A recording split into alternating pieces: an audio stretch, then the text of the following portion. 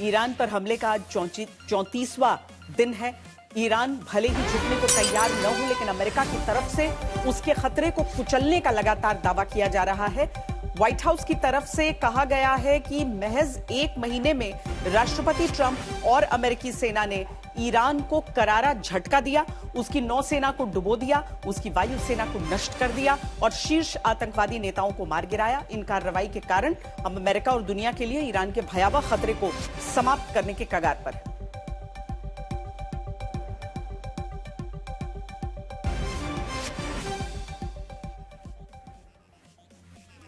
Donald Trump को खुद की प्रशंसा करने का शौक है, इसीलिए अक्सर उनका हर दावा हकीकत से दूर होता है। लेकिन विशेषज्ञ उनकी बातों को सुनकर यह दावा कर रहे हैं, ट्रंप असल में इज्जत से युद्ध से निकलने का रास्ता तलाश रहे हैं। A short time ago, the United States military began major combat operations in Iran. Our objective is to defend the American people by eliminating imminent threats from the Iranian regime. 28 फरवरी को अमेरिका ने Iran पर हमला किया। इसके कुछ देर बाद Trump ने 8 minute का वीडियो जारी करके जंग के टारगेट बताए। कहा कि उनका मकसद अमेरिकी लोगों की रक्षा करना और ईरान से आने वाले खतरों को खत्म करना है। We will ensure that Iran does not obtain a nuclear weapon. It's a very simple message. They will never have a nuclear weapon. This regime will soon learn that no one should challenge the strength and might of the United States Armed Forces. जंग के पहले दिन के कुछ ही घंटों में Trump ने अपने 5 मकसद बताए। कहा कि वो ईरान के मिसाइल और हथियार इंडस्ट्री और नौसेना को खत्म कर देंगे, ईरान समर्थित मिलिशिया को कमजोर करेंगे, ईरान को परमाणु हथियार बनाने से रोकेंगे और ईरान की जनता को वहां की सत्ता उखाड़ फेंकने की ताकत देंगे। For many years you have asked for America's help, but you never got it.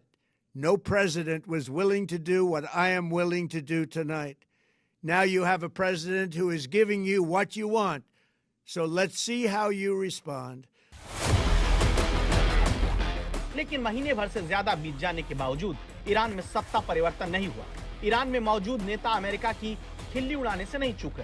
Iran की सेना के एयर स्पेस फोर्स के कमांडर माजिद मौसवी ने अमेरिका को सख्त चेतावनी दी है। कहा कि जो लोग ईरान को धमकी दे रहे हैं वो असल में अपनी ही सैनिकों को मौत की तरफ धकेल रहे हैं। उन्होंने कहा कि हॉलीवुड ने अमेरिका के दिमाग में भ्रम पैदा कर दिया है। अमेरिका सिर्फ 250 साल पुराना है, जबकि ईरानी सभ्यता 6000 साल पुरानी है और वो हमें डराने की कोशिश कर रहे हैं। तो ट्रंप ईरान को तबाह करने का दावा कर अपनी जीत का ऐलान कर रहे हैं, लेकिन ईरान उन्हें खबरदार करता है कि वो उनसे 2-2 हाथ करने को तैयार है। हिम्मत है तो हॉर्मुज खुलवाओ। इन्हीं बातों से सवाल उठता है कि क्या ट्रंप ईरान युद्ध से निकलने की कोशिश में और उलझ गए, क्योंकि ट्रंप के राष्ट्र के नाम संबोधन में कई सवालों के जवाब नहीं मिले, जिनमें सबसे अहम है कि नेतन्याहू भी ट्रंप के बताए गए कुछ हफ्तों की समय सीमा से सहमत हैं। एक सवाल यह भी है कि अमेरिका की उस 15 सूत्रीय शांति योजना का क्या हुआ, जिसे व्हाइट हाउस कुछ दिन पहले ईरान से स्वीकार करने के लिए कह रहा था। अपने संबोधन में ट्रंप ने इसका कोई जिक्र नहीं किया। तो क्या अब अमेरिका अपनी कई मांगों से पीछे हट रहा है, जिनमें एनरिच्ड यूरेनियम के भंडार को वापस लेने की मांग भी शामिल थी? इस बारे में भी स्थिति स्पष्ट नहीं हुई।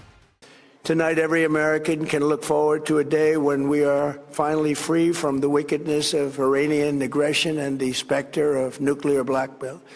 Because of the actions we have taken, we are on the cusp of ending Iran's sinister threat to America and the world. And I'll tell you, the world is watching. And when we do, when it's all over, the United States will be safer, stronger, more prosperous, and greater than it has ever been before.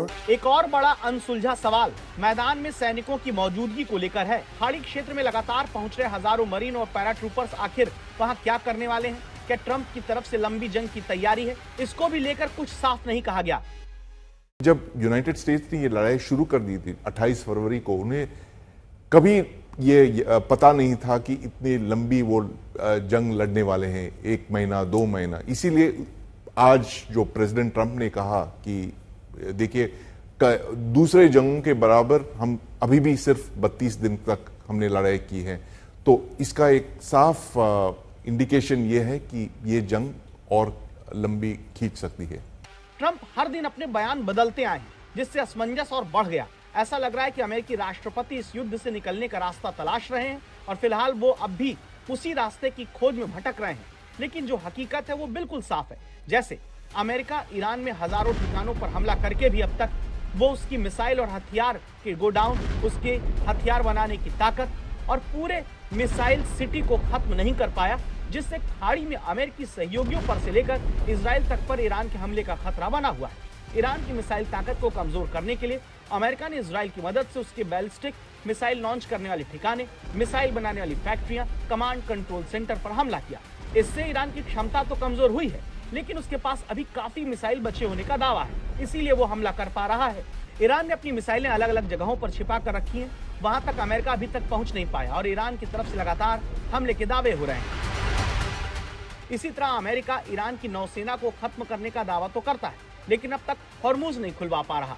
Houthi जैसे Iran समर्थित militia Israel को निशाना बना रहे हैं। Iran को परमाणु हथियार बनाने से रोकने का मकसद भी अभी तक अधूरा है, क्योंकि ईरान का यूरेनियम कहाँ है किसी को कुछ नहीं पता और आशंका है कि इसे ईरान ने जमीन के नीचे गहरी सुरंगों या बंकर जैसे ठिकानों में छिपा कर रखा हो। अमेरिकी सेना के लिए ईरान में अंदर जाकर यूरेनियम ढूंढना किसी मिशन इम्पॉसिबल से कम नहीं होगा, क्योंकि ईरान अपने घर में अमेरिकी सेना को चारों तरफ से घेरेगा।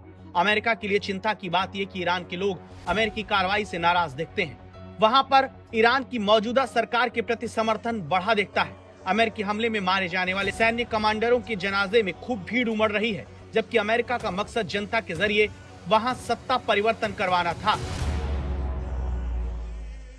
Finally, to the great proud people of Iran, I say tonight that the hour of your freedom is at hand. Stay sheltered. Don't leave your home.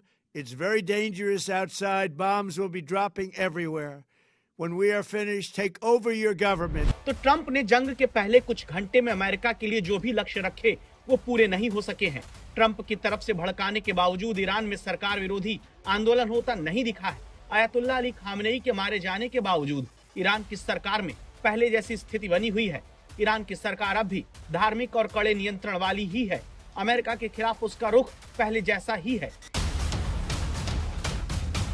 यही वजह है कि महीने भर की बमबारी के बावजूद ट्रंप को जंग खत्म करने का बहाना खोजना पड़ रहा है। वहीं ईरान के नेता खुलेआम प्रदर्शनों में शामिल होकर अपनी ताकत दिखाते फिरते हैं।